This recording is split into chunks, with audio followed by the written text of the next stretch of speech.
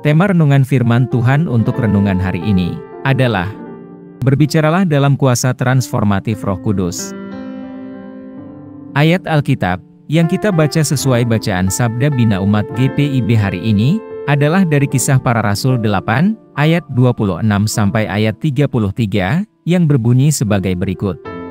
Kemudian berkatalah seorang malaikat Tuhan kepada Filipus, katanya, "Bangunlah dan berangkatlah ke sebelah selatan, menurut jalan yang turun dari Yerusalem ke Gaza." Jalan itu jalan yang sunyi. Lalu berangkatlah Filipus. Adalah seorang Etiopia, seorang Sida-Sida, pembesar dan kepala perbendaharaan Sri Kandake, Ratu Negeri Etiopia, yang pergi ke Yerusalem untuk beribadah.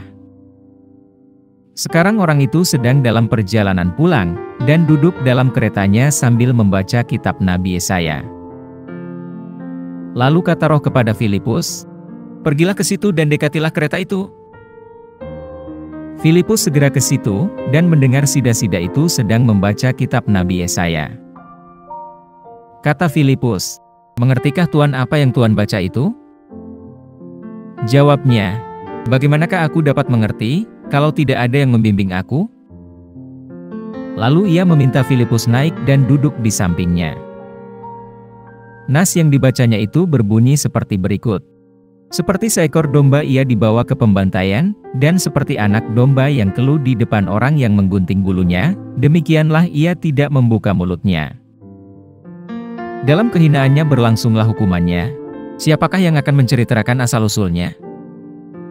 Sebab nyawanya diambil dari bumi. Demikian pembacaan Alkitab. Haleluya. Apa isi firman Tuhan ini, dan tentang apa? Perikop ini menceritakan pertemuan antara Filipus, salah seorang murid Yesus mula-mula, dan seorang Sida-Sida Etiopia. Kisah ini terjadi setelah kematian dan kebangkitan Yesus, dan diatur dalam konteks awalnya penyebaran iman Kristen. Bagian ini memiliki arti penting dalam menyoroti sifat inklusif dari pesan Injil dan kekuatan transformatif dari Roh Kudus. Sida-Sida Etiopia ini adalah seorang pejabat tinggi di istana Ratu Kandake, sedang melakukan perjalanan kembali ke tanah airnya dari Yerusalem. Saat dia membaca ayat-ayat dari kitab Yesaya, dia bingung dengan artinya. Merasakan kebingungannya, Roh Kudus mengarahkan Filipus untuk mendekati kereta Sida-Sida itu. Saat Filipus menemukan bahwa Sida-Sida sedang membaca nubuatan dalam Yesaya 53, ayat 7 sampai ayat 8, tentang hamba yang menderita, tetapi dia tidak memahami maknanya. Filipus mengambil kesempatan untuk menjelaskan bagian itu kepada Sida-Sida Etiopia itu. Ia mewartakan bahwa Yesuslah yang telah menggenapi nubuat Yesaya itu, dengan mengungkapkan bahwa Yesus adalah hamba yang menderita, yang rela menyerahkan nyawanya demi keselamatan umat manusia. Melalui perjumpaan ini, hati Sida-Sida itu terbuka, dan dia menjadi percaya kepada Yesus sebagai anak Allah.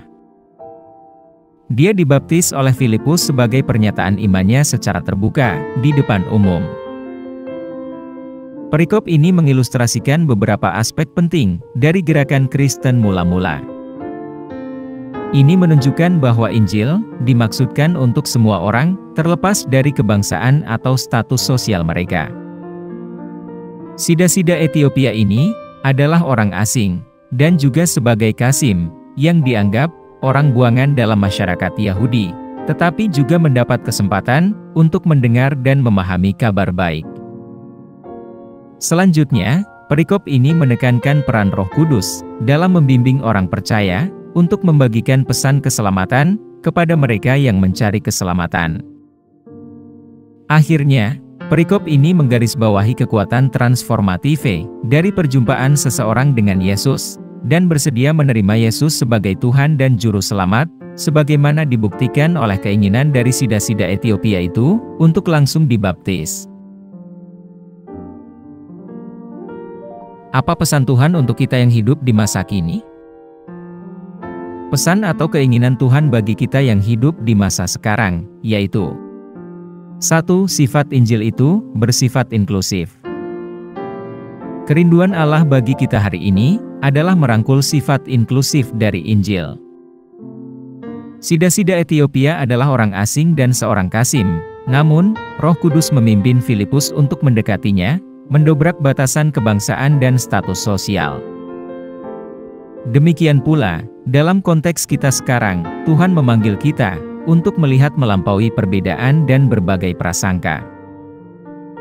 Kita dipanggil untuk menyampaikan kasih Kristus kepada semua orang, terlepas dari latar belakang, kebangsaan, atau status sosial mereka. Mari kita berusaha untuk menciptakan komunitas yang ramah dan inklusif, di mana setiap orang merasa diterima dan dihargai. 2. Roh Kudus dikirim untuk membimbing kita. Pesan Tuhan bagi kita hari ini adalah untuk mengenali Roh Kudus sebagai penuntun dan pemberi kekuatan bagi kita.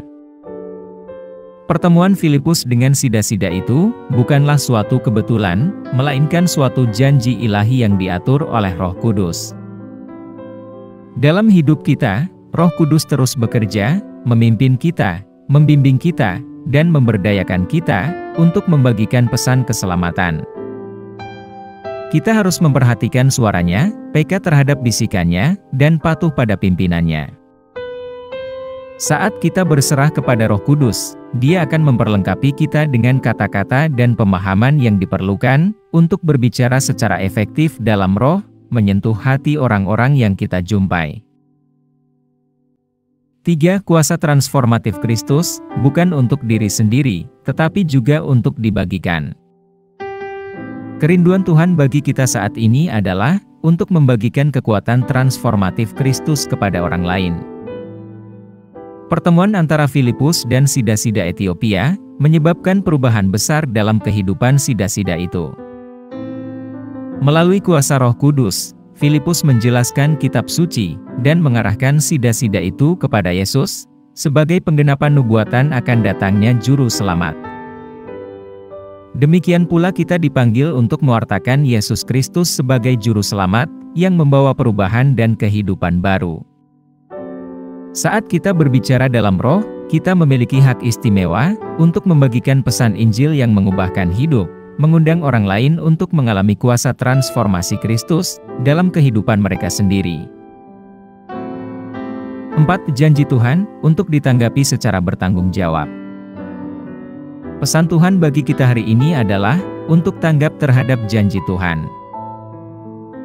Sama seperti Filipus menanggapi tuntunan Roh Kudus dan mendekati kereta sida-sida itu, kita juga harus bersedia melangkah dalam iman ketika diminta oleh Roh untuk melayani orang lain. Kita harus memperhatikan orang-orang yang Tuhan bawa ke persimpangan jalan hidup kita dan mencari kesempatan untuk membagikan kasih dan kebenaran Tuhan kepada mereka.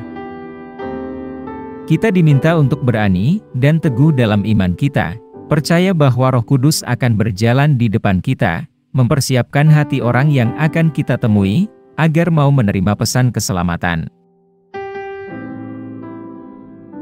Apa yang harus kita terapkan dalam kehidupan kita sehari-hari? Sebagai orang Kristen, kita harus berusaha untuk memupuk hubungan yang dalam dan intim dengan Roh Kudus. Luangkan waktu untuk berdoa, mencari kehadiran dan bimbingan Roh Kudus dalam hidup kita. Izinkan Roh Kudus mengubah kita dari dalam keluar, memenuhi kita dengan hikmat, kuasa, dan kasih-Nya. Kita harus peka terhadap bisikan Roh Kudus dalam kehidupan kita sehari-hari dan mematuhinya. Baik itu dorongan untuk menjangkau seseorang atau kesempatan untuk membagikan iman kita. Percayalah bahwa Roh Kudus akan memberi kita kata-kata dan pemahaman yang dibutuhkan pada saat itu. Melangkahlah dengan iman, bahkan ketika mungkin hal itu terasa tidak nyaman atau tidak pasti, dengan mengetahui bahwa Roh Kudus memimpin kita ke dalam janji ilahi-Nya. Bersikaplah terbuka terhadap hal-hal yang tidak terduga, karena Tuhan seringkali bekerja dengan cara yang tidak pernah dapat kita antisipasi. Ketika kita berbicara dalam roh, penting untuk melakukannya dengan kasih, sopan dan lemah lembut. Biarkan kata-kata kita dibumbui dengan kebaikan, kasih sayang, dan pengertian. Kekuatan transformatif Roh Kudus tidak hanya dalam pesan yang kita bagikan tetapi juga dalam cara kita mengkomunikasikannya. Perkataan kita hendaknya membangun, mendorong, dan mengarahkan orang lain pada kasih dan kebenaran yang hanya bisa ditemukan dalam Yesus Kristus. Saat kita berusaha menggunakan kuasa transformasi Roh Kudus untuk berbicara dalam roh, kita harus percaya pada waktu dan kedaulatan Tuhan. Terkadang, kita mungkin tidak melihat hasil langsung, atau memahami mengapa pertemuan tertentu terjadi. Tetapi kita dapat memiliki keyakinan bahwa Tuhan sedang bekerja di belakang layar, sama seperti merajut sebuah permadani yang indah dari rencana ilahinya. Percayalah pada tujuan Tuhan, dan terus setia dalam membagikan pesan Kristus, mengetahui bahwa Roh Kudus sedang bekerja, bahkan melampaui apa yang dapat kita lihat.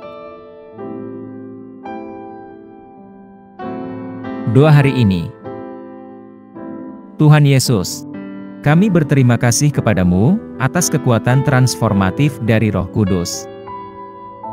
Kami memohon agar Roh-Mu yang segar selalu memenuhi hidup kami, agar kami dapat berbicara dalam roh dan menjadi saksi Kristus yang efektif dalam konteks kehidupan kami pada saat ini. Tolong kami untuk merangkul sifat inklusif dari Injil, untuk memperhatikan pimpinan Roh Kudus, dan untuk menanggapi dengan setia janji-janji ilahi-Mu. Semoga kata-kata kami dipenuhi dengan lemah lembut, penuh kasih karunia, saat kami membagikan pesan keselamatan-Mu. Berilah kami keberanian, kebijaksanaan, dan ketajaman, dan semoga nama-Mu dimuliakan dalam semua yang kami katakan dan lakukan. Kami pohonkan doa ini dalam nama Yesus Kristus, Tuhan dan Juru Selamat kami. Amin. Kiranya Tuhan menguatkan kita, dan kasih karunia Tuhan Yesus menyertai kita.